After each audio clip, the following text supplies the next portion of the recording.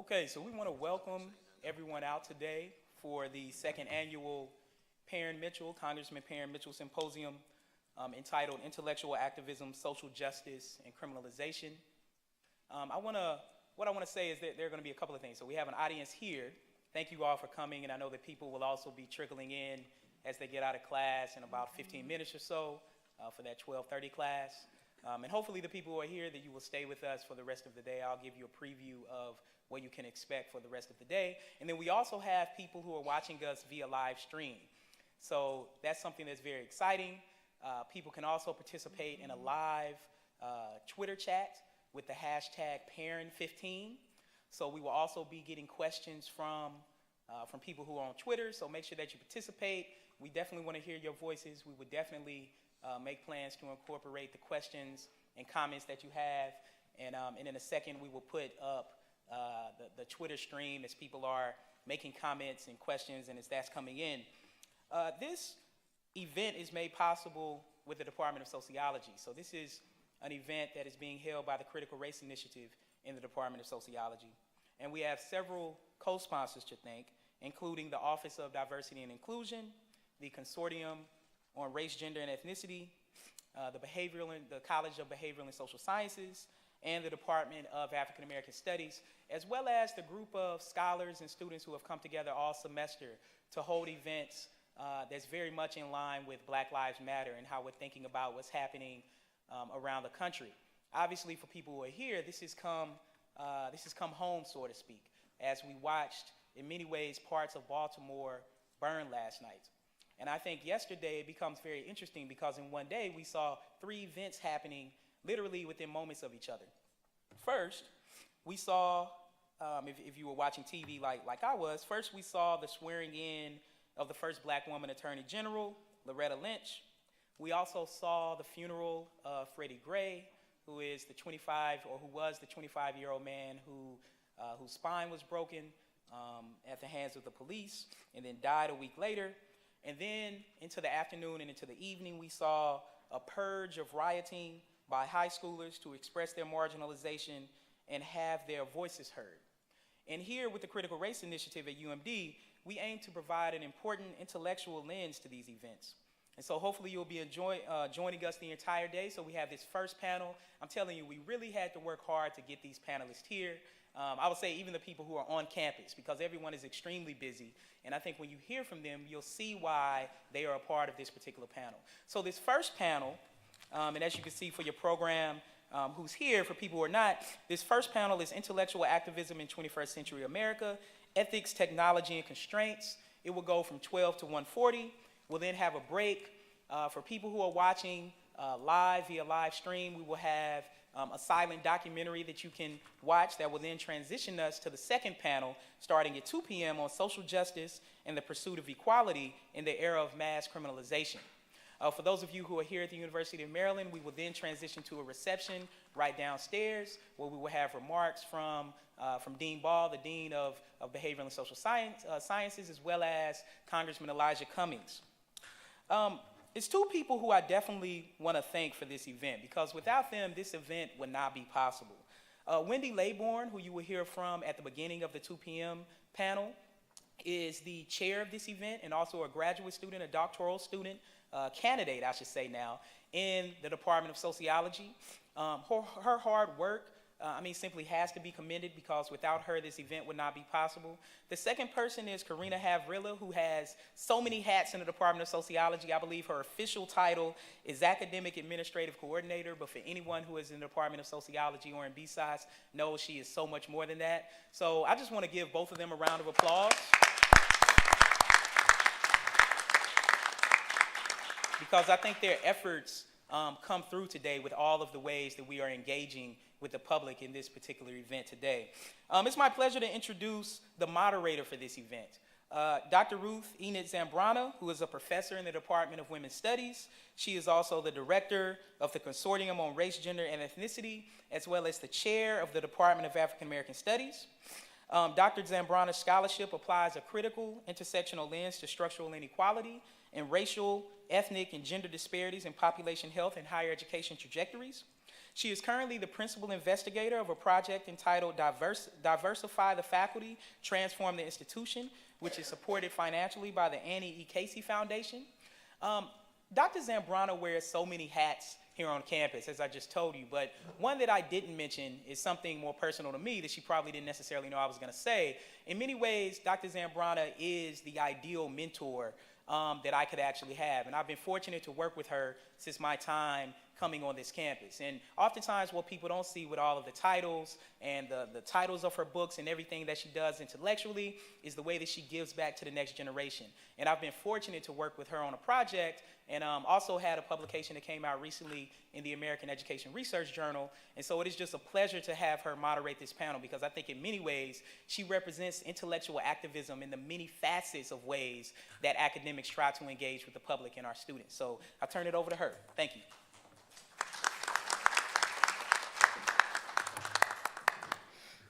Thank you, Dr. Ray. Well, I'm personally honored to be here to honor a man of great honor, wisdom, courage, and integrity, Parren Mitchell.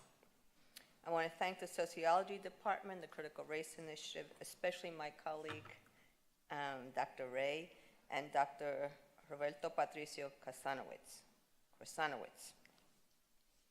sorry, for the invitation to moderate this panel of distinguished intellectual activists. I'm particularly grateful for this invitation because it forced me to pause and think about my own definitions of what is now referred to as public intellectuals and intellectual activists. The images and memories that came to mind were of the civil rights movement. It reminded me of those times when education, research, The Other America by Michael Harrington, emotion, heart, soul, turned into a storm of passion and activism. I think of Angela Davis, Black Panthers, Young Lords, breakfast programs, practice and action, Wounded Knee, that moved together to create new avenues of opportunity for historically excluded and dominated peoples. And the outcome, many of you won't remember, was a book called Rivers of Blood, Years of Darkness, which was a Kernan report, which we, as Dr. Ray mentioned, are still witnessing today. So thank you for helping me to remember. I then searched for some definitions in the contemporary discourse.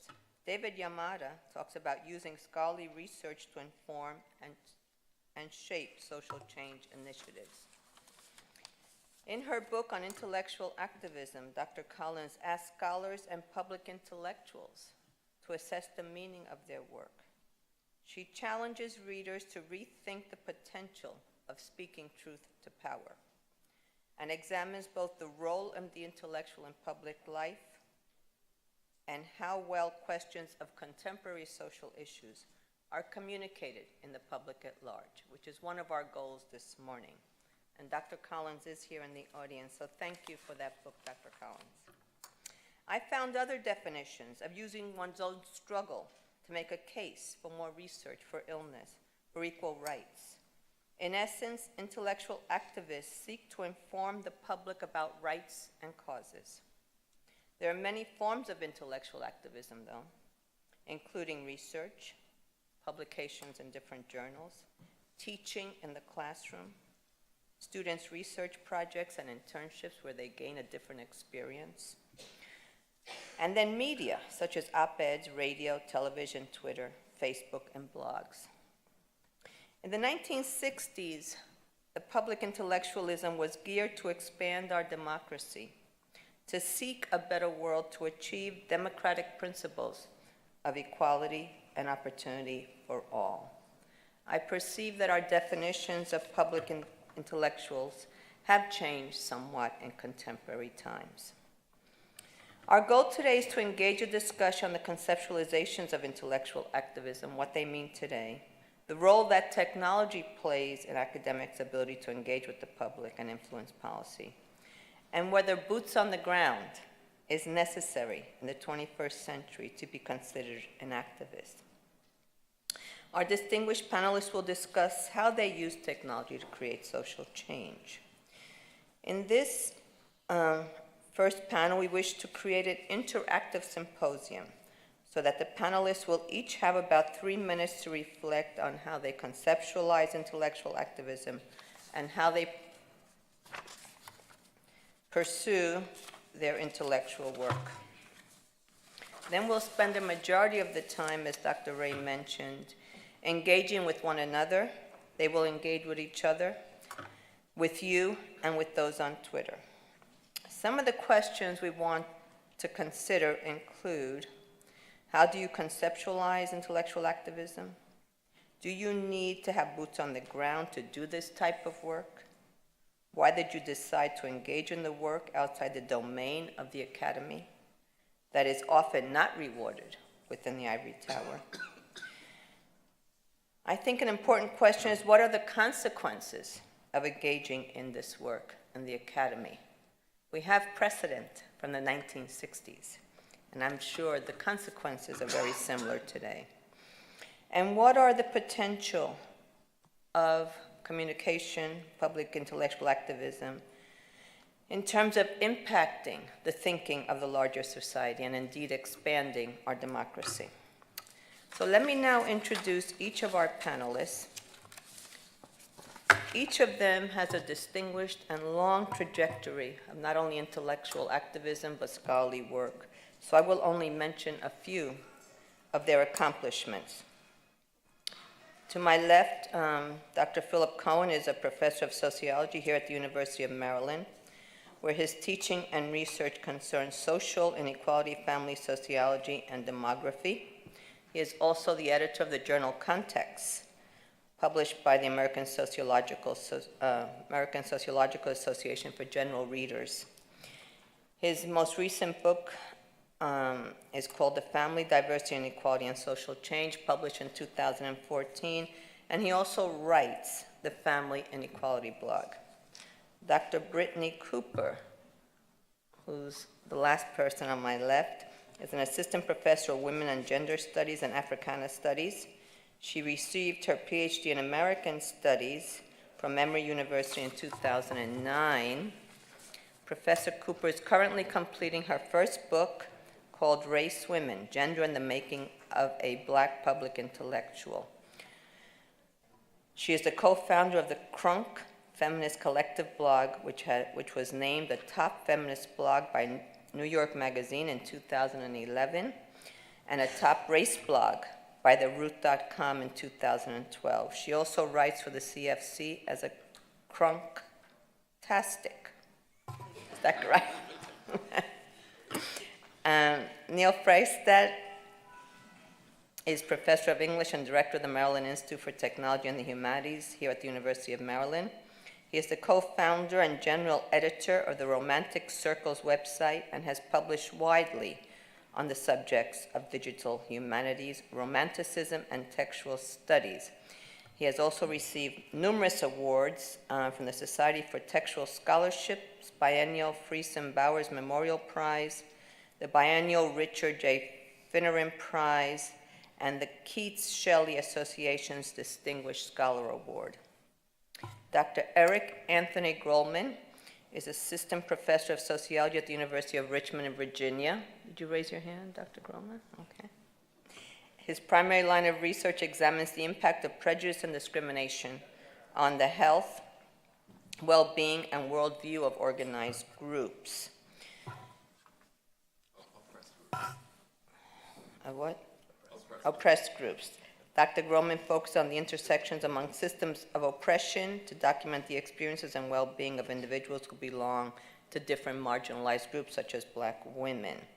Dr. Grollman also maintains a blog, conditionally/accepted.com, reflecting the experiences of marginalized scholars who are at best conditionally accepted in academia, which is also my work, so we need to talk. Our other presenter is Dr. Lewis-McCoy, Associate Professor of Sociology and Black Studies at City College of New York. Her research concentrates on issues of educational inequality, the role of race in contemporary society, and gender equity. Through his writing, speaking, and commentary, his work analyzes some of the most pressing issues facing the African diaspora. With specializations in race and ethnic relations, his research and activism grapple with the areas of education, youth culture, and public policy. His commentaries have been featured in media outlets such as U.S. World News Report, National Public Radio, Ebony, the Ruth.com, thegrio.com, and the Detroit Free Press. Mr. Kevin Winstead is our last panelist.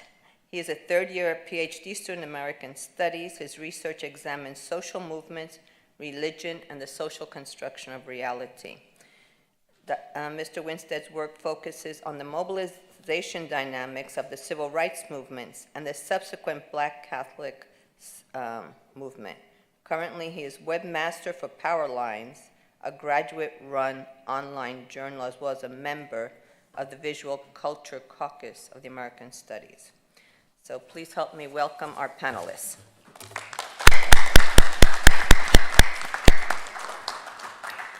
So I'd like each of the panelists to come up and speak for about 3 minutes on what is your definition of intellectual activism and how do you use it in your work. Dr. Cohen?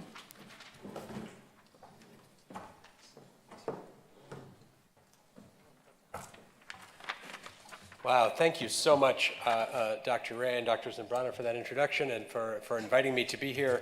I'm really looking forward to the conversation, and it's really an honor to be included on the panel with this crowd. I sort of prepared this 3-minute remark by editing a 40-minute talk I had already prepared.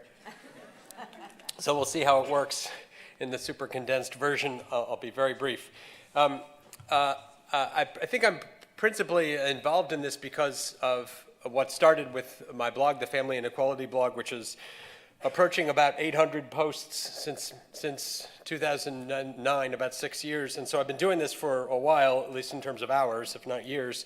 On the blog, I play a number of different roles, sort of reporting on and criticizing research, news and commentary just on things in the day.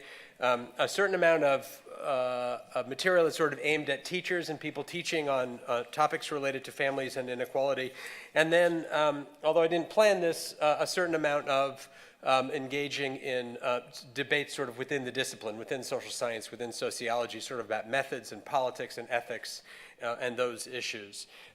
In doing this, I have come up with, I've come up against sort of the framework that social scientists, especially sociologists, start with when they think about how to work with their politics, their values, and their science, such as it is. And there's a framework that comes from Max Weber, where we make a distinction between our values, and our evaluation of whether we think things are good and bad, on our estimation of what we think is true and factual. With this distinction, we don't give up our passion about things that we care about. This is a pretty difficult line to walk, and in some ways has become more difficult, which is what I'm reflecting on here. So in this framework, you sort of think about, well, my values affect the questions that I ask and the recommendations I might make, but in between those two things, the science that I do is sort of where the objective part comes. The problem now is that we speak to a lot of audiences at once. All parts of the process tend to be visible and public, so you don't have this moment when you express your values and then disappear into the lab and then come out with results and then express your values again. It's churning, and a lot of it is visible, and it seems to be, in some ways, sort of universally contaminated with values. In my own work, this has involved things like the debates about marriage. Is marriage, good or bad at a social level? Would more marriage solve various problems like poverty, inequality, violence, and so on? Are children raised by gay and lesbian couples really, wow, is that 3 minutes? No, you're fine. Oh, okay. That was mine. Are children raised by gay and lesbian couples damaged, and so on? And I've sort of decided that the way to handle this is as follows. So to try to, for a particular debate and particular role that I have, to identify my constructive role. It may be to conduct research that responds to particular debates going on. It involves teaching and mentoring students for the roles of engagement. There's a translational work. That lit review that we do, that's the boring part of the paper, is a skill that we have that can be very important in public debates to say, I have summarized this research. I know how to do that lit review, and I can tell you the state of the research. And then to stand up and debunk research that is bad or is being used for bad purposes. In that, you can't really take the position of being value-free. What I recommend then is if you are deciding to engage in this public work, to express your values throughout. And that allows, essentially, it allows you to police your own biases, allows you to be held accountable when your work coincidentally appears to support the values that you've publicly expressed, so you have greater accountability. And then to use the peer review process as much as possible. It's highly flawed, but the only thing worse than peer review research is non-peer review research. And finally, to try to publish publicly in open access sources and have all aspects of the research process become public. So that's my outline of what I recommend and how to be involved as a researcher. Thank you.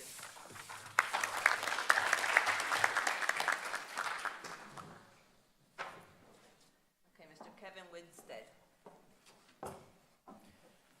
So I have to admit something. Originally, I wrote my talk in response to the questions, but the scene last night caused me to erase everything and start anew.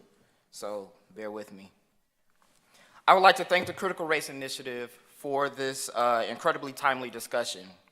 I am hesitant to say that I'm happy to be here, or even my attendance does not come with some emotional conflict, as our children are literally in conflict here in our homes. As we speak, the spotlight of the Black Lives Matter movement has moved from a national discourse to a local one. And our university must choose to respond, and that response has direct and indirect implications. However, I am a scholar and I strive to be an intellectual. And it is our role to shape the national narrative around these events in a way that protects our innocents in their moment of anguish, despair, and heartbrokenness. And to not allow the vehicles of knowledge production to write our children into history as producers of rage, but as a cautionary tale of what happens when we have systematic lovelessness in the face of those who need help and care. My thinking lately has been shaped by a few things. Michael Eric Dyson's absolute dress down of Cornel West and what is ultimately a very public debate of what is an authentic and effective public intellectual. How do we negotiate the work of being an intellectual with communities that don't necessarily see the value of our work behind the keyboard when there is smoke in the streets? Must we be visible and on the physical front lines, and how does Twitter help and or exacerbate that dilemma?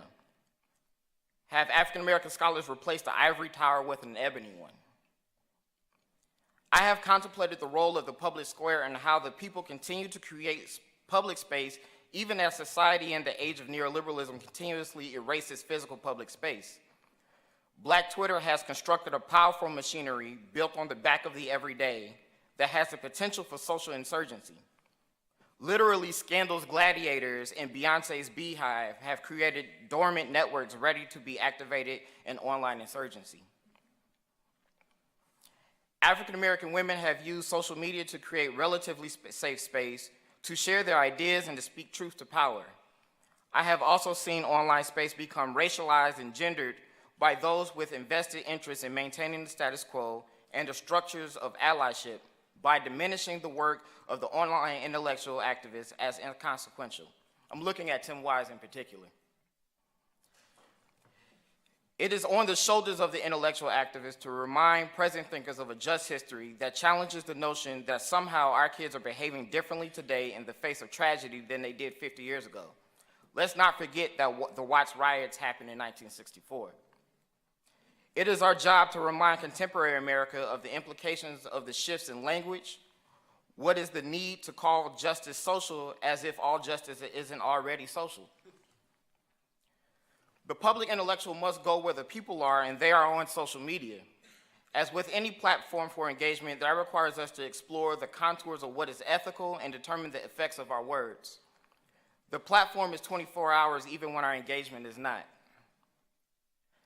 I was asked the question for this panel, why did I decide to engage in work outside of the domain of the academy that is often not rewarded within the ivory tower?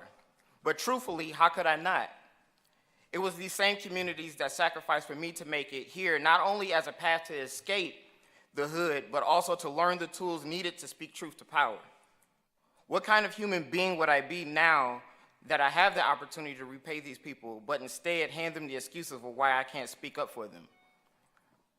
My job as an intellectual scholar is to speak truth to power and acknowledge that sometimes that power may wear the same university lapel, have the same Greek affiliation, may have the same skin tone, or even wrap themselves in the same national flag, because that is what my expanded family asked for me to do.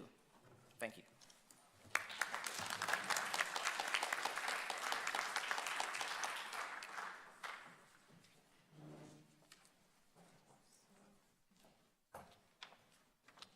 Good afternoon. Oh, I thought you were, I'm sorry. No, go ahead. Okay, all right, thank you. I envision my work as a public scholar in line with Dr. Patricia Hill Collins' conceptualization of intellectual activism. Quote, the myriad of ways that people place the power of their ideas into service to social justice. And that's taken from her 2012 book, Intellectual Activism. And I had the honor of meeting her this afternoon. I'm trying not to geek out about that. What I appreciate about her vision of intellectual activism over public sociology, for example, is a recognition of the inseparable connection between scholarship and activism. Intellectual activism is not simply a matter of making sociological research and insights available outside of the ivory tower. It entails one's active efforts as an activist or an advocate inside and outside of the academy. My career has entailed what Collins calls, quote, speaking truth to power. I look for ways to make my published scholarship available, both in finding ways around the paywalls of academic journals and in terms of making the academic jargon accessible to the public. And this has included writing blog posts, summaries with graphs about my articles once they've been published. I joined the Scholar Strategic Network that helps to create briefs of your research that they then share with policymakers. And I attempt to, quote, speak truth to power by challenging dominant and mainstream approaches in my research and in my teaching. I advance an intersectional framework in my research on discrimination and health, attending to the experiences and well-being of individuals from multiple oppressed communities. And while respecting what is deemed as the core of sociology and my respective subfields, medical sociology in particular, in my teaching, I create spaces to cover topics that are often overlooked by mainstream sociology. For example, in my fall medical sociology course, I made sure to teach sexualities, I made sure to teach transgender health, and I made sure to teach on intersectionality, even though I haven't seen any other medical sociologists cover this in their own courses. What I'm likely best known for as an intellectual activist is turning my critical lens back on academia itself. In particular, as was mentioned before, I maintain a blog called Conditionally Accepted. So it's conditionallyaccepted.com. Go ahead, write it down. Okay, all right, I have to plug it. And I'm always looking for guest bloggers. And this blog serves as an online space for scholars on the margins of academia. And I do want to say a quick note about the name. My understanding of being an academic as a queer person of color who does intellectual activist work, who does critical work, is I can stay in academia with certain conditions that apply. That you don't make too much of a noise, you don't criticize the academy too much. You can be black, just don't challenge whiteness or white privilege. You can be a woman, but don't challenge the gender status quo and so forth. So there are conditions that apply for many of us. And along with various guest bloggers, I write about the challenges that I faced in graduate school and now as a tenure-track professor and intellectual activist. And by naming the injustices that occur in academia, the blog serves to support and create community for oppressed scholars, create a space for academic activists in academia, and provide some tips for professional development for marginalized scholars that were either missed or denied to them in their own academic training. And ultimately, my goal is to help marginalized intellectuals and intellectual activists to reach their full potential by challenging the status quo in academia. And in light of all of the events that's going on right now, this is the daily reality of being black in academia right now, that you're doing work on racism and challenging racism in academia, all while you see that your brothers and sisters are being killed on the street. And that's a toll that we carry every day, and it has a heavy burden for our work. We can't be the best scholars or intellectual activists. We can't fully realize our contribution in society if it takes a whole lot of work just to get out of bed. Thank you. I didn't expect to get emotional about that, but that's where I'm coming from.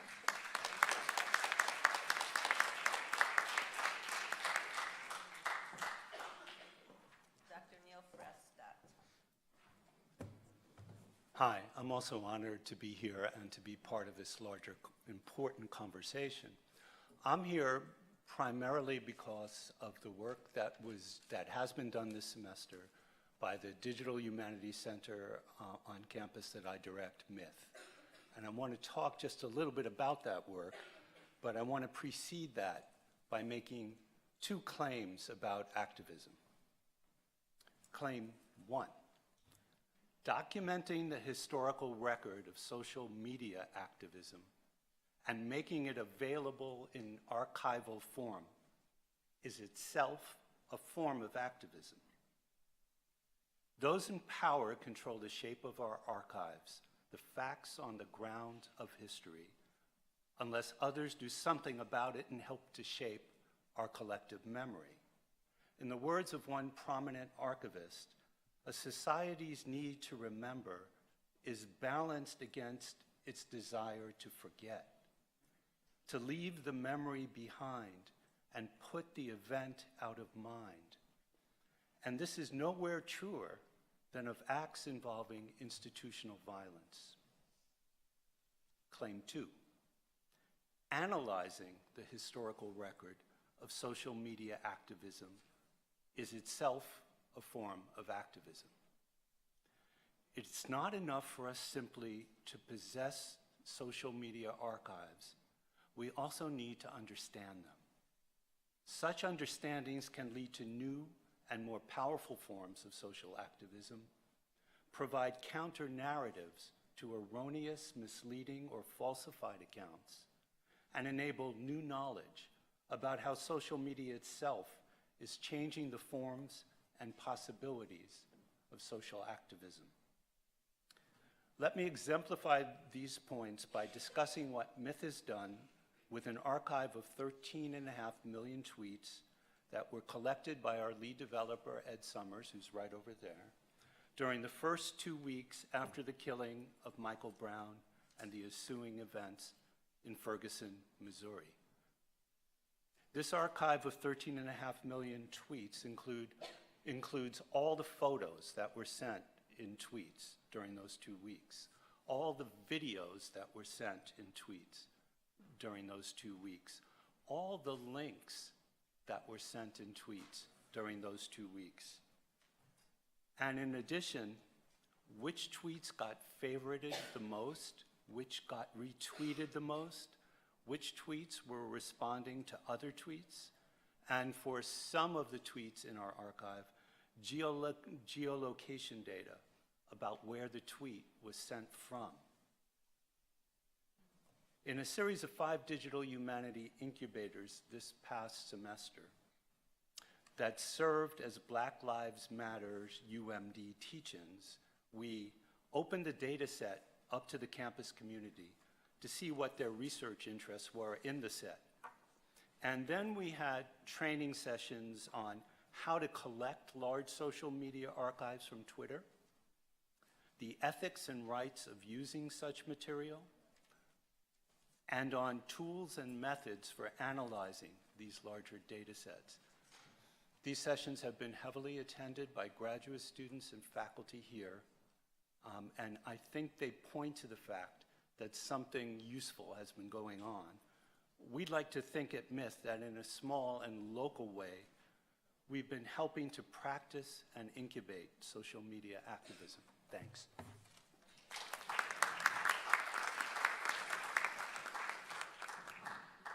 Dr. Brittney Cooper will be next.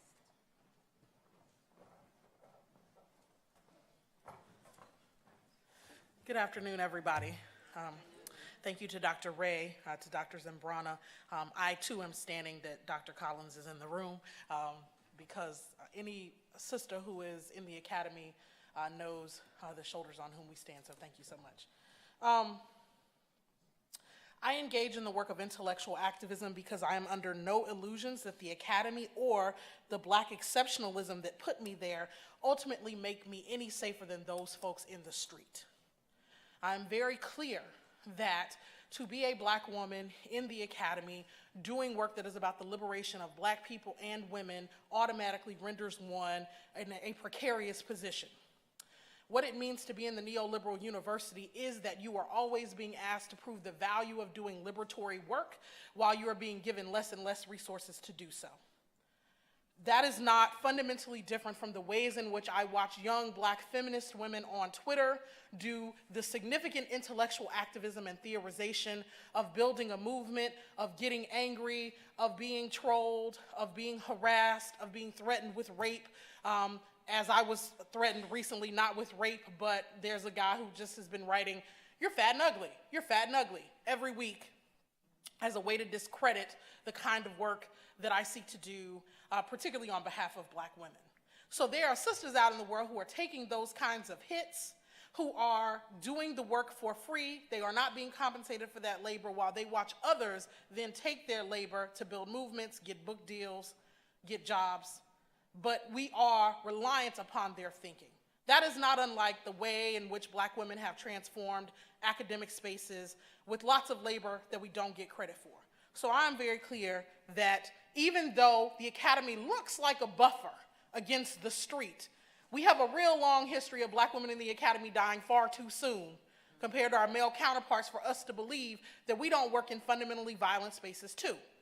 I'm not saying that my situation is exactly the same, but I'm saying that we are co-conspirators in a project of liberatory world making, right? And that is what I see my work as being able to do. I'm also in the academy to defend the apparently radical proposition that Black women are some of our most robust thinkers on racial questions. So we can talk about intellectual activism, but we can't talk about intellectual activism unless we're willing to say that there are a whole group of folks that we don't actually respect as intellectuals to begin with, right? We respect them as political. We respect them as people who are embodied, right? We treat Black folks and brown folks as folks who take up space, as folks who are in the streets. And so the way that that shows up in the streets is that we don't think that there's any thinking to a bunch of poor folks smashing a check cashing place. But surely they know that that's the very place that extracts so much of the meager resources that they have. And so I work from the proposition that our folks are very thoughtful about all the conditions of their existence, and the fact that they are enraged about injustice is a logical and sensible and reasonable conclusion to centuries and decades of concentrated oppression and suppression, right? So what I understand the work of intellectual activism to be doing is to be standing in the gap to say that we are thinkers, right? That we are folks who shape the way in which we think about the possibilities of who we can be and the possibilities of freedom. And I do work both inside and outside the academy because I'm the first person in my family to get a college degree. So if I want to free up and be part of a freedom movement that frees everybody that looks like me, then it can't happen in the ivory tower, right? And so when we started the Crunk Feminist Collective blog, it was because the other thing that you have to do if you're an intellectual activist, you can't get caught up in the myth of your own exceptionalism. You can't romanticize the fact that you're out there taking the hits because there are other folks taking far more hits than any you will ever imagine, right? But you also have to work from the fundamental proposition that respecting folks, that just because they don't have a degree doesn't mean they aren't thinkers, doesn't mean they aren't thoughtful, doesn't mean that they can't meet you where you're trying to talk and have a conversation with you. So I work in the public out of a fundamental respect for the folks who shaped me and equipped me to be in the academy and to do that work well. And those folks were not first and foremost professors. It was my grandmother, my mother, and the women in my community. So those are the things that I think are possibilities for intellectual activism. That's why I do the work the way that I do it, out of respect for our people and love for liberation. Thank you.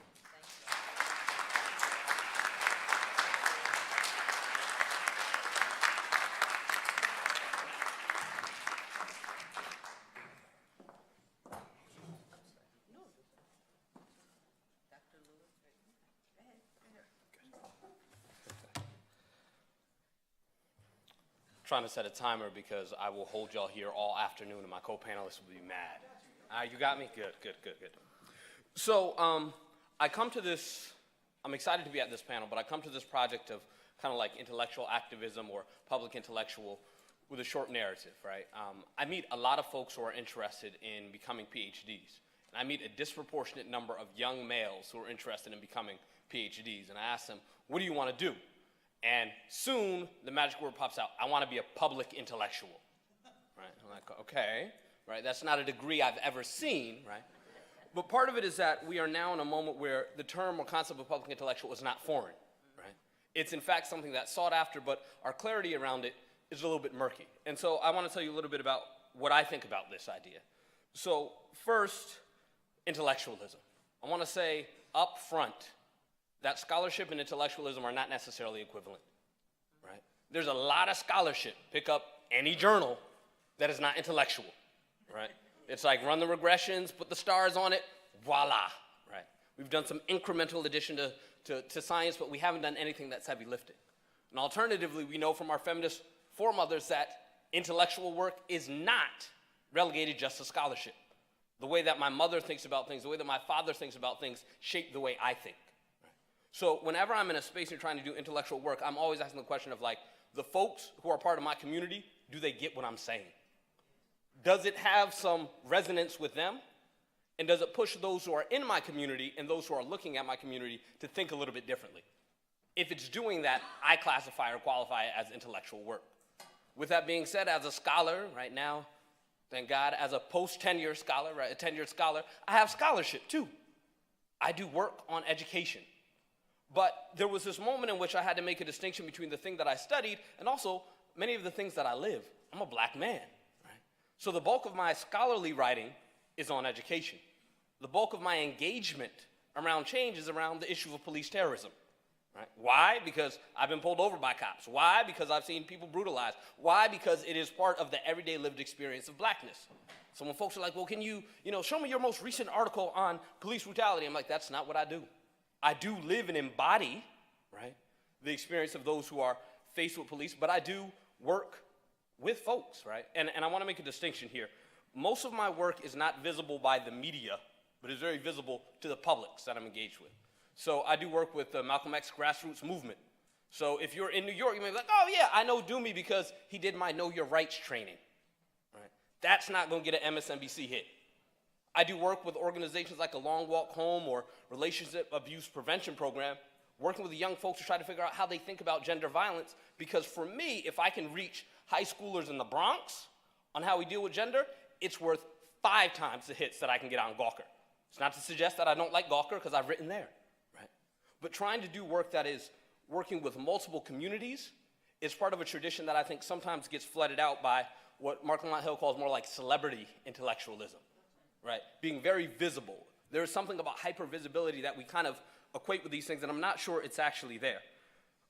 Doing that kind of work is challenging because it is uncredited. People are like, well, why are you doing that? You have a PhD. I do it because I care. I do it because the folks who came before me cared. Whether it was Patricia Hill Collins, whether it was Du Bois, whether it was John Stanfield, folks said, wait a second. There's a world that exists outside of the confines of academia that I have to impact. And in doing that, I think it's important that we are always clear that if you're going to step in the domain of academia and do activism, you're going to take some bumps. Yes, you're going to get that meeting with the department chair. Yes, you're going to get that meeting with the dean. Yes, you're going to get that meeting with the provost. But I swear to God, if my ancestors, if I had to do half of what they had to do, right, I can handle those meetings. I think it's important that as we create spaces for more people to come into the academy, that they're doing work that not only looks at themselves, but transforms the spaces around them, right? One of the toughest things is sometimes realizing, wow, I've signed on to a place that has no interest in me redefining it. I'm like, well, you may need to leave, right? Sometimes I'm like, no, because if I simply write this article, if I don't raise the question of why our profile for diversity is increasing but our number of African American students is declining, then, I could get an endowed chair. I'm like, well, I'm not sure that's what we're here to do. Fundamentally, folks who are doing intellectual work are looking at and processing what's happening and creating new narratives and new dynamics and hoping to spark change. It is our right and it is our responsibility and obligation to not only speak, but to act in ways that are ethical and transformative. And I hope that we get a chance to talk about that a little bit more in the rest of this time. Thank you.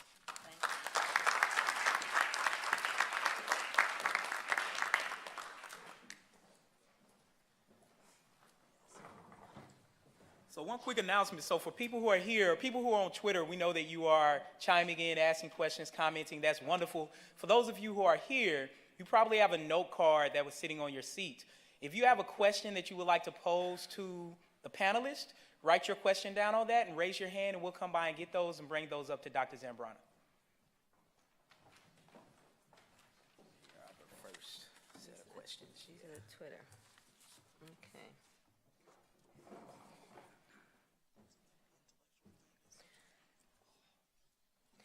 Okay, so we have some question from Twitter.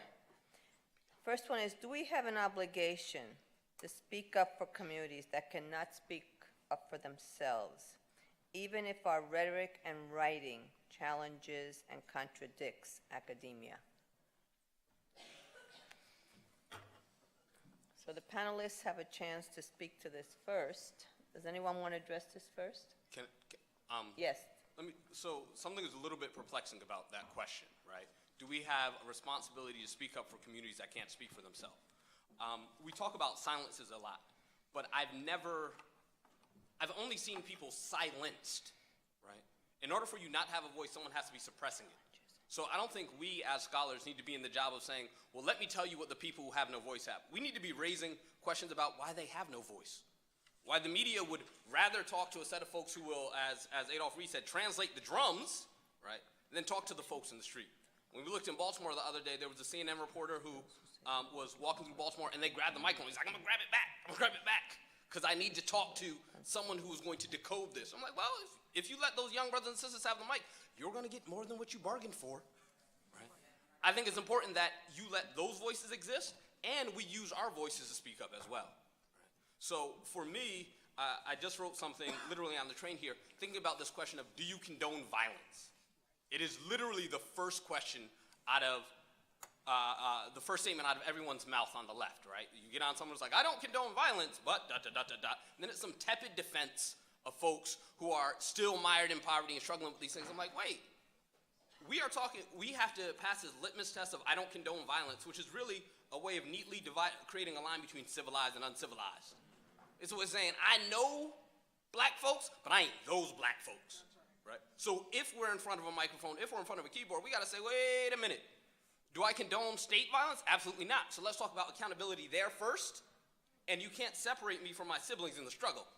I'm not gonna look and say, oh, he broke a window, so that's not my folks. He's not a peaceful protester, right? It's those divisionary politics that lead us to thinking that folks are silent, when in fact they've been silenced.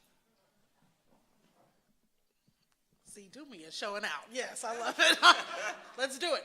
Look, this becomes the thing, right? Like, I think that we are in the academy, like when my grandmother used to say, get your lesson, right? She was saying that, like, go in, get the tactics, and then come out and use them for us, right? So when I see this and folks are trying to define the terms of the conversation, what this kind of training affords us the right to do is not to concede their terms. We concede their terms way too much. You can't tell me you don't believe in violence if you're not out here going as hard at the police who snapped the neck of this kid as you are at the folks who are smashing some buildings, right? So there's something fundamentally wrong with the way that you're framing the argument. And so we have to stop asking black people to justify why violence is okay and start asking white people to justify why their violence is not unjust, right? You have to shift the terms of the conversation, right? But that is what, so look, and so what happens is when folks get in the street, they create the context for us to then go in and shift the terms of the conversations and the debates. That's why we have to see ourselves as Opal and Alicia and Patrice, the founders of the Black Lives Matter hashtag and organizing tool and movement, have said to us, right? Like that, we have to see ourselves as co-conspirators with folks who are doing this work, as opposed to people who need to do these tepid defenses of them or speak for them. I don't know any subaltern folks that ain't speaking. I know a whole lot of privileged folks that ain't listening, that ain't trying to hear them. But I know plenty of folks that are speaking and saying, we don't like this. If you don't think that smashing a window is a form of communication, then you're not paying very much attention, right? But the last thing is that means that middle-class black folks in particular have to get over the respectability stuff, right? We We have to get over it because we want folks to see us as being so different from them. I don't see myself as different from them because I know that on the days when I'm not in my professor digs, right, you know, I have seen cops and doctors and everybody else treat me just like the sister on the street with hair unkempt like mine, who's dark-skinned and big, is, you know, so they don't treat me right till they know I got a PhD, right? So we just like them, right? Because a degree won't save you, that we know it, because sometimes they shoot you before you have a chance to say what your credentials are. You know, so we got to keep this stuff in perspective, and we got to recognize that what we have the privilege of doing is shifting the terms of the conversation and not letting folks with privilege get away with the badass arguments that they make, because those arguments are whack as hell, right? Okay. Thank you, Dr. Cooper and Dr. Lewis-McCoy. The next question, I think someone alluded to this, is an interesting one. Is the Cornell West Michael Eric Dyson feud helpful or hurtful to academics and black academics in particular? You raised the question. I did. I'm sorry about that. No, that's good. So as I was watching the responses on Twitter to Dyson's piece, many of what I saw Black Twitter saying about it, criticizing Dyson over it, was this wasn't the right venue to do this, right? You're airing our dirty laundry, you're doing this in public, you know, there's a different space to air this out, and it may have been a little too personal, right? But the question I have back to that is, we don't own space, right? Like, what space do we have that is inherently private, right? Our phones get tapped. You know, we can have illegal search and seizure even in the privacy of our own home. Like, there is no appropriate space to have some of these conversations. Now, he may have been a little too personal with things, but, you know, that's a matter of public opinion. But I think there's always an internal and external conversation to be had, right? There's a conversation that is speaking to external forces, and in particular this one between Dyson and West is very much a in-house between brothers conversation, and that is absolutely okay, right? How do we have these conversations about what an authentic intellectual is if we don't have these arguments out in the open, out in the clear, right? I'm able to form an opinion by agreeing and disagreeing with these two gentlemen. The real question to ask is, why is it when two black people have a disagreement in public, we all get uncomfortable, right? Let me push back a little bit. I think this is really important. Let me push back just a little bit. This is two black men having a battle in public, right? And what I've seen is a conversation about the state of the black public intellectual because of brothers West and Dyson and their battle. And all I want to say, I have immense respect for both of them, and one of those men is a friend and a mentor to me. But what I want to say really clearly is, but this battle is not just about them. They are not the arbiters of what black intellectual conversations are.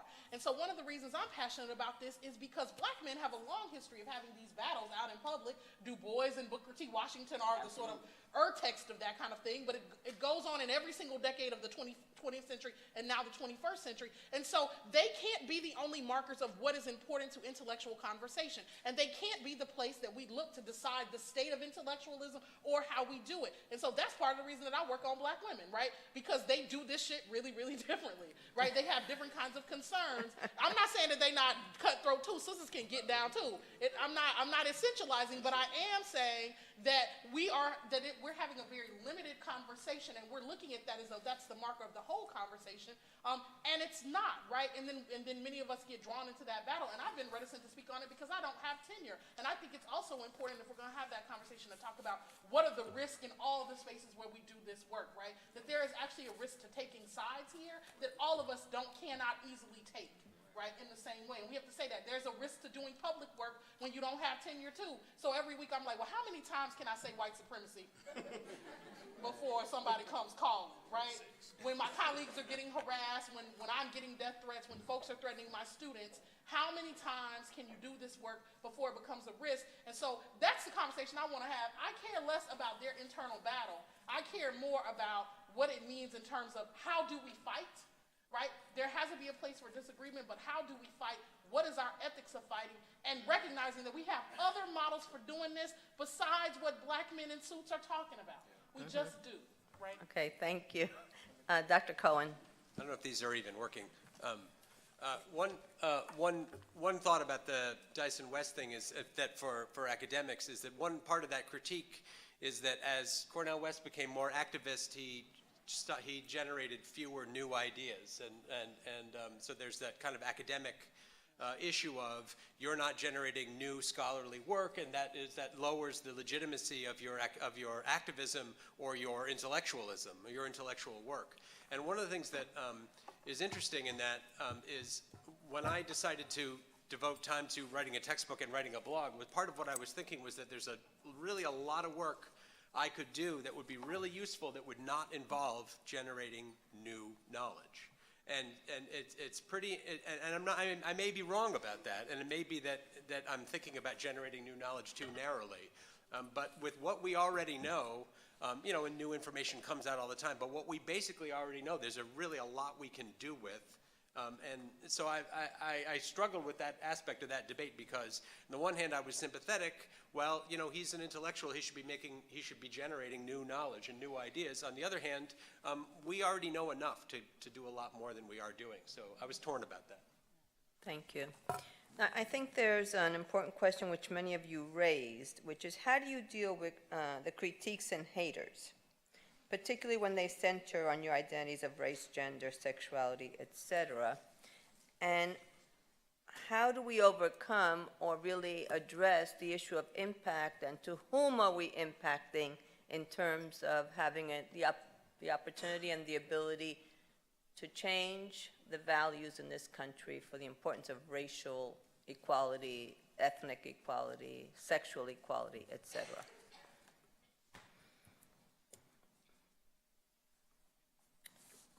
Let me see, Eric, Anthony, you touched this.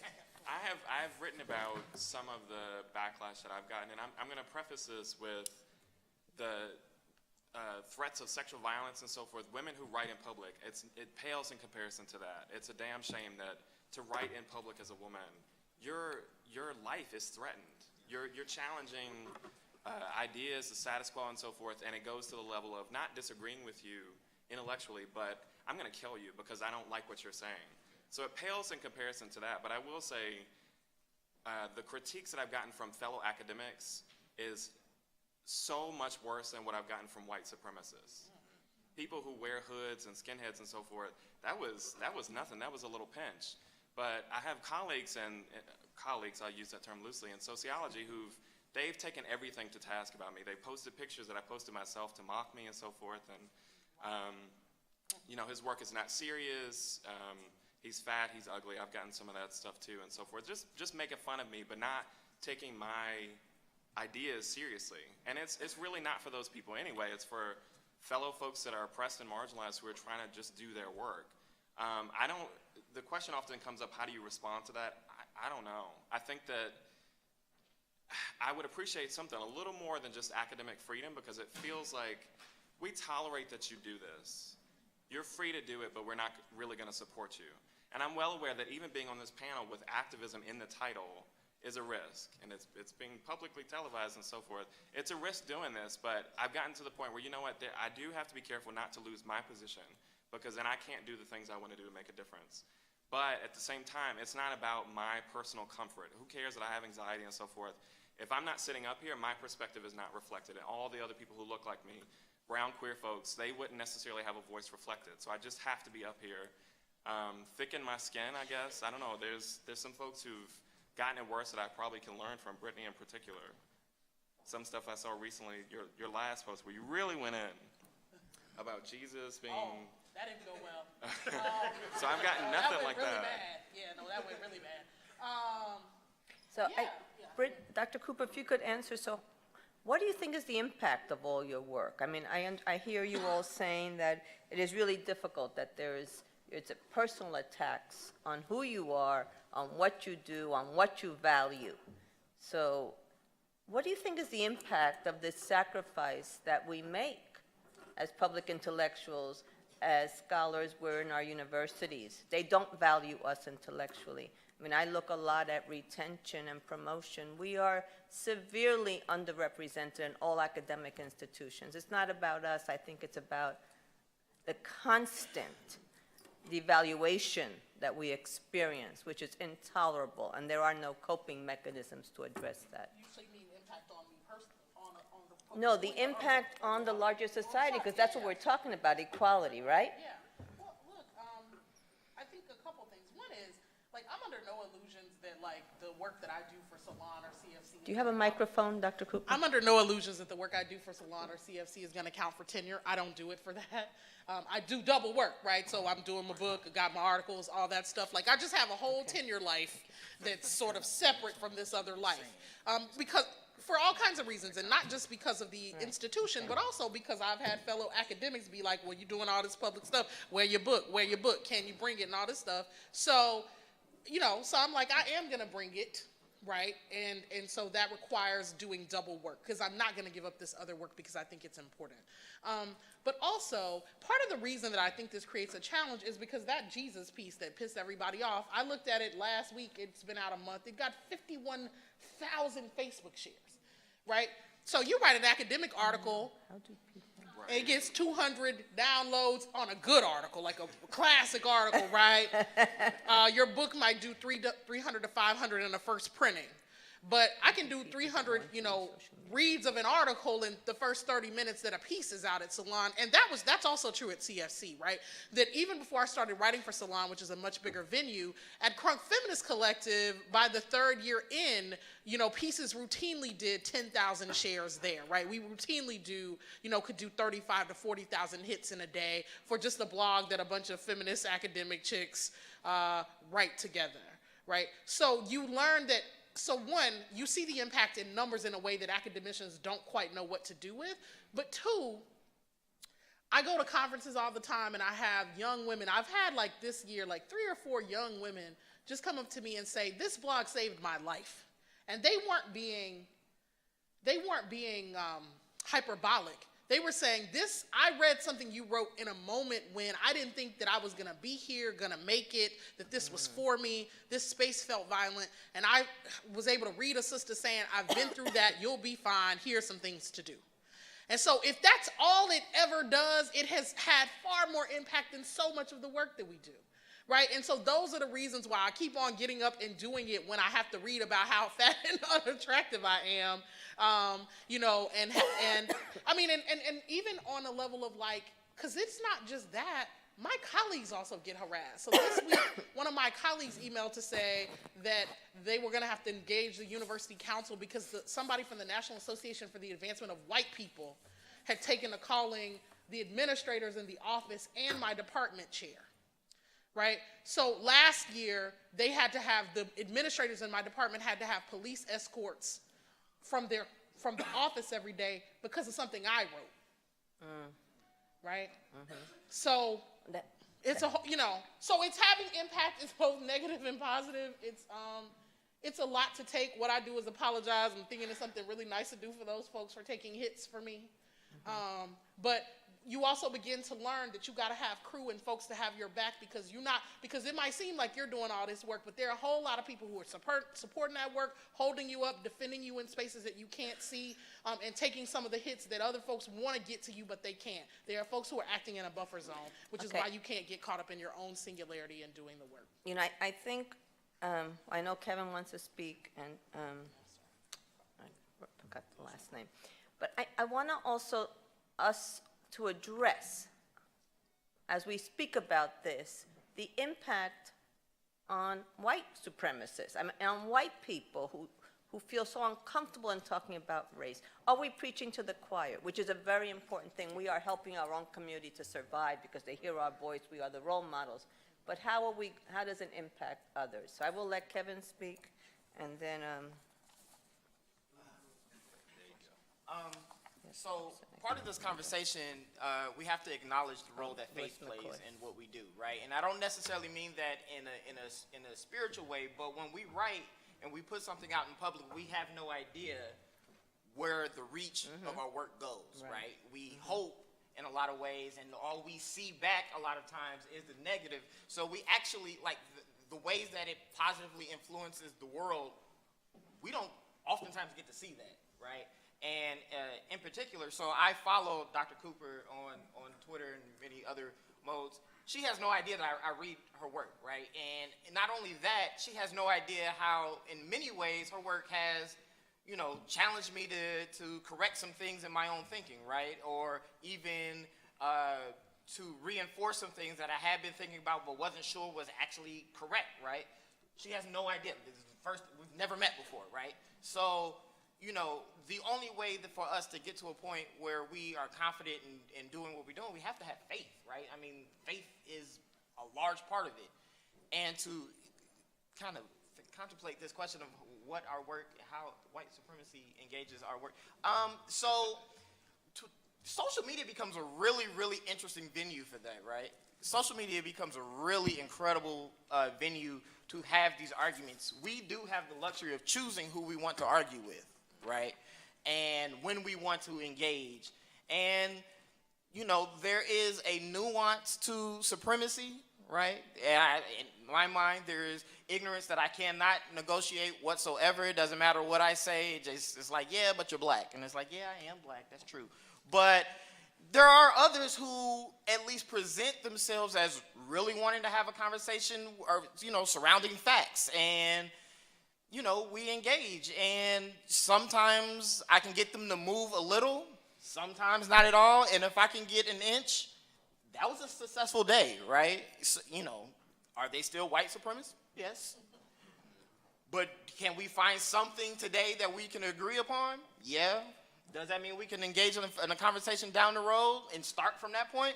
Sometimes, right? So, and again, even in that process, I have to have faith that they didn't just blow me off, right? That they actually heard something I had to say. So, you know, we can't have this conversation around activism without also having a conversation around faith. Dr. Lewis? And then, So I come at this a little bit different for two reasons. So to speak to the white supremacy thing, if any of y'all have the opportunity and the fun time of going on Fox News, you will find out how white supremacy responds, right? Every time I make an appearance on Fox News, when I go to my office, voicemail is full. I start getting things in the mail, literally, right?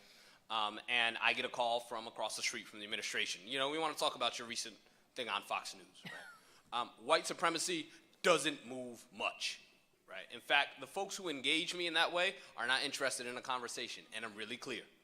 So I make sure the mail that I pick up has been vetted, and then it goes out, right? Those voicemails, a lot of them, delete, delete, delete, delete, delete. With that being said, this is the thing that, now it scares me, I'll be honest. A large number of folks that I hear from whenever I go on places like Fox News are incarcerated brothers and sisters. Always getting letters, right, from lockup. And I'm like, this is deep, because the TV they get to watch is this, right? So there is an important space where dialogue happens, and particularly for folks who are incarcerated, feeling like they have someone speaking to some of the interests and issues that they've experienced. I do that very rarely, right? Because it takes a toll, and I am not someone who likes to feel like I'm getting constantly bombarded, right? So one of the first things I always do is make sure that in any healthy community, there are elders and there are folks behind, right? So I have mentors, I have big homies that I go to, I'm like, yo, this week sucked. But I also have folks behind me that I talk to and I walk with who are like, I'm interested in doing this. Well, all right, here are things that I did, that I learned from and I didn't learn from. The other way that it's a little bit different for me, one other thing about white supremacy, it has a real short shelf life, right? So when you get picked up by these hate sites, usually you got about a 3-day window that folks really care, and then they go back to finding the next person to hate. Yes. If you start to go back and forth, that's where you lose, right? Because I'm just like, okay, you're arguing with a wall, and a wall that's very committed to trolling you. The other thing I do is that most of my work that I write is for black media. So I'm big on like Ebony, The Griot, The Root. It is like my dream that one day we have a very vibrant black public sphere, right?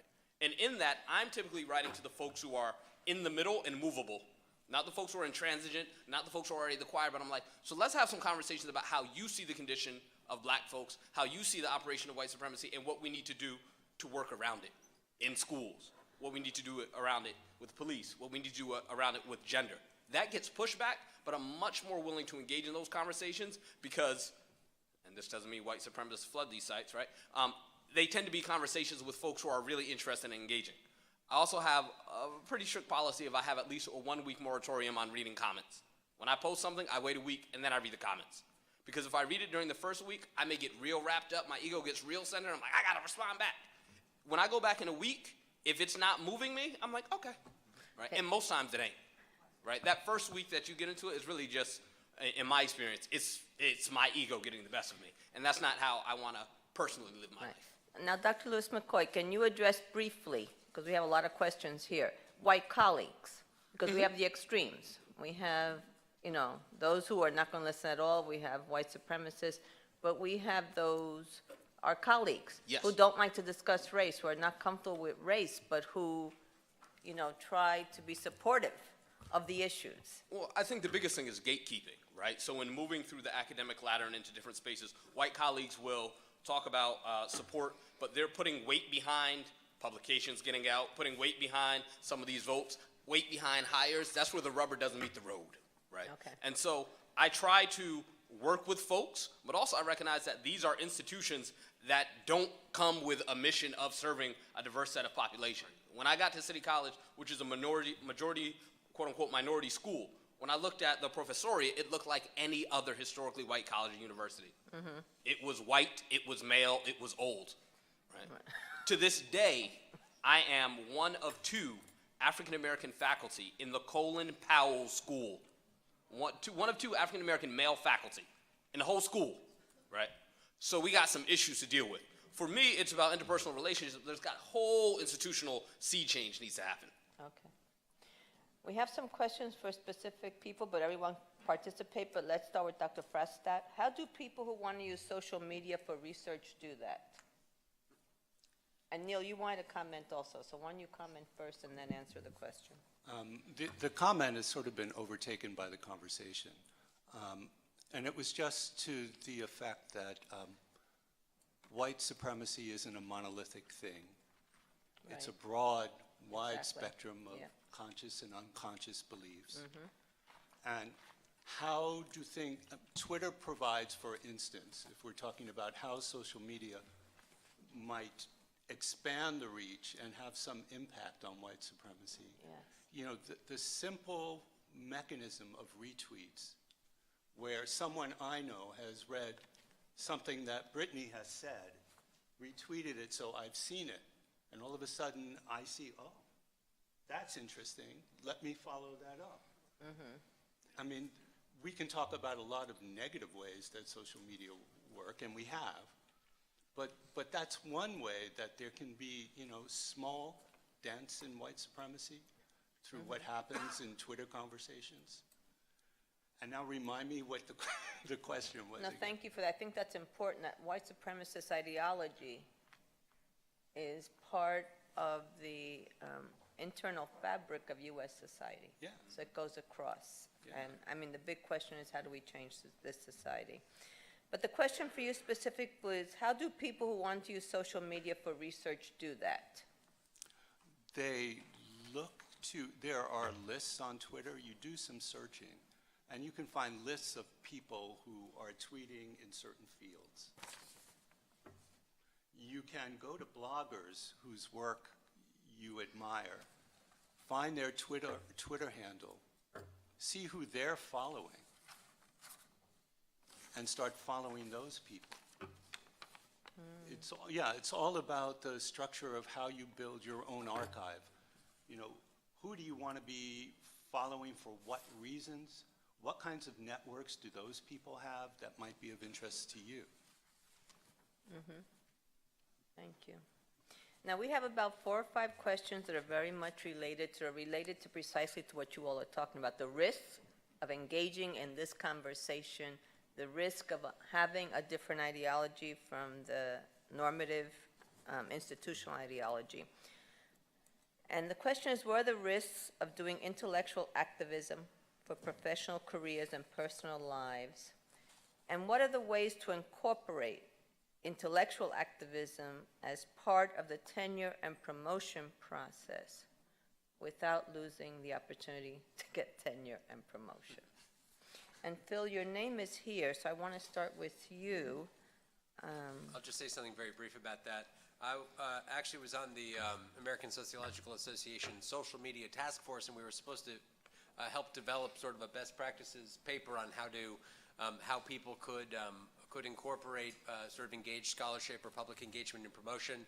I totally failed at that job and was fired because I couldn't find any exemplars out there. There's a new subcommittee working on it, and I think they have done better than I have. But it's pretty difficult. And one of the interesting things is, just like with our peer-reviewed scholarship, you can use sort of objective metrics like citation counts, Twitter followers or Facebook shares, and we know that those don't actually mean that much.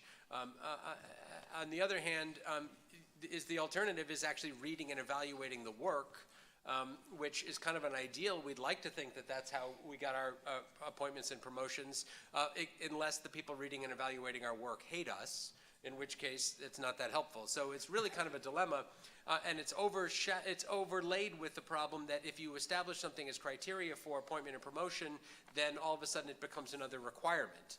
Then the scholar who does not have a lot of Twitter followers all of a sudden gets a demerit at promotion time, or at least that's a concern. So it really is not, the simple thing is, oh, well, we'd like to get credit for doing this work, but as soon as you start institutionalizing that, it introduces a whole set of problems and complications, and it's really not clear what is the right way to handle that. I think that's really up in the air right now. So I'll just share my experience. I went through the tenure process maybe a year and a half ago, and in my portfolio, so at my university, it's a research teaching service, those are the big 3 dimensions, and what I did was we prepared my portfolio with a selection of the public work and scholarship that I had written, right? Everything that I wrote that was in a journal or an edited volume or the book, that was in the file, right? But select more public accessible pieces were written. My tenure statement clearly stated that I was trying to engage publics, right? So I also have 2 pieces in my academic writing that talks about questions of the Black public sphere, negotiation of public intellectuals, so it kind of dovetailed. So I had to create a compelling narrative and to say, part of what I'm doing is I study this and I work on this. Everyone, it depends on also your university, because even as Phil is saying, I'm thinking about my university, we could find sociologists, and my department was very supportive, but once it got above my department, folks were like, well, what is this, right? Why is this in the packet? And I needed folks to go to bat for me to say, like, yes, this is a valid form of engagement, this can fall under scholarship, you can even mark it if you want under service, but it's something that should be part of the discussion. Dr. Lewis, so here's a question for you. It says you mentioned the myriad of ways that we engage with the public. What are the unaccredited ways you engage in intellectual activism? Non-credited towards tenure, is that the idea? I don't know. All right. I mean, Unaccredited. the uncredited ways are, like I mentioned, the work that I do with the RAP program. So every summer I work with the relationship abuse prevention program. And I bring young students up to City College and we go through processing issues around gender, around violence, and hip hop. I also run an African Rites of Passage in Dugan and Zinga, in which I work with approximately 40 young people of African descent on their transformation and their health and their well-being. These are things that totally are not part of my credited work. Now, these are the things that renew me, though, right? Because a lot of the work in academia can be draining, right?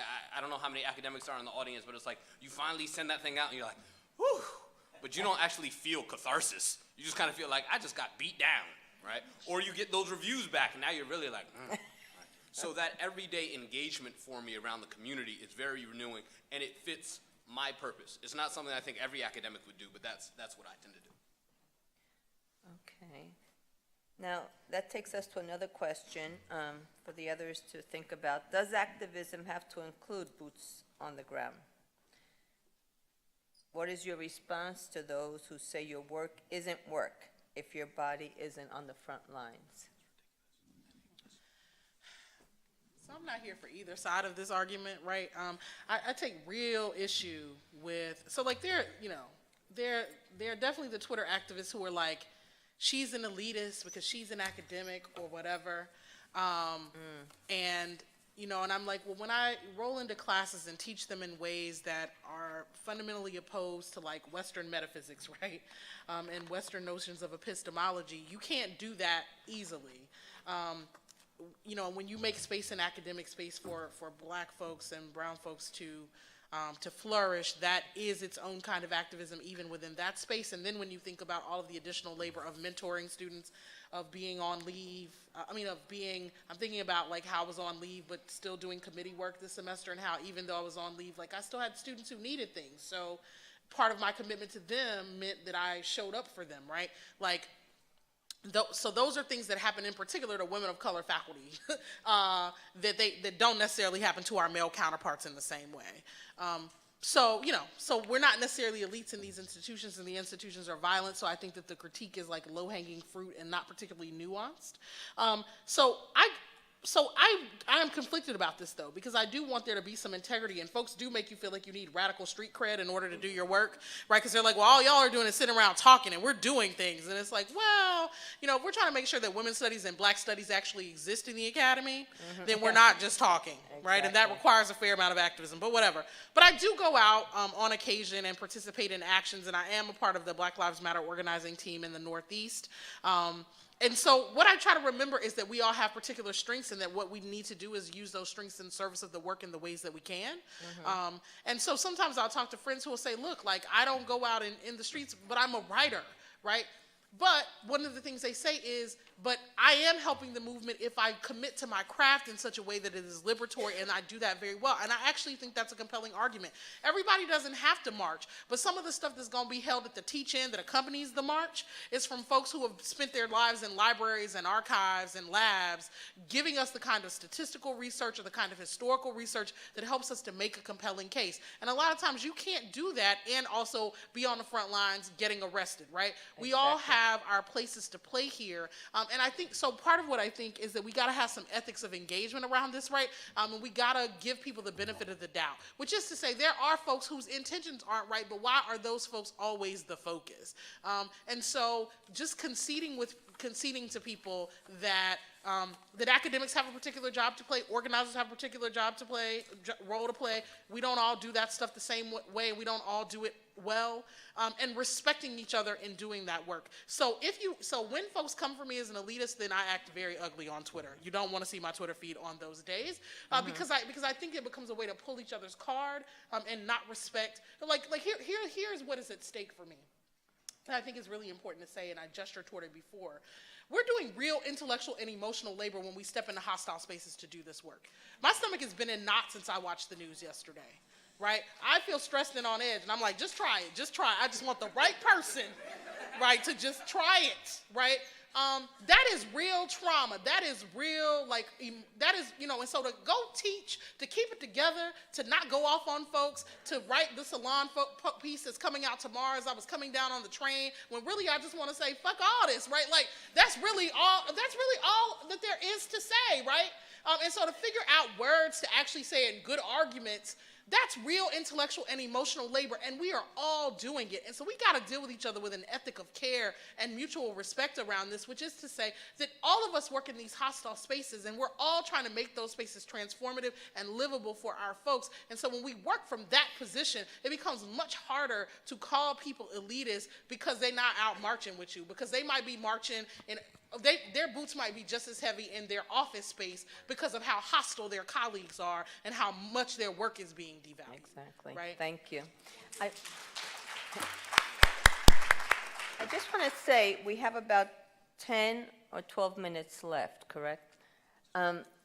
It's interesting as I listen to all of you. So the African American folks here are talking about racial inequality and racial injustice. And our other colleagues, Dr. Fraistat mentioned the importance that social justice is also archiving the Twitters after the Ferguson case, and Dr. Cohen talking about family inequality, and certainly all that exists. I guess, and all of you talked about the academy as not a welcoming space. How do you all think we can engage white faculty and our white colleagues and allies to also voice these concerns, this pain? I saw a couple of days ago the policeman in Arizona who slammed into that Mexican American. Oh my God, I just couldn't sleep that night. He slammed into a human being walking on the street about 60 miles an hour.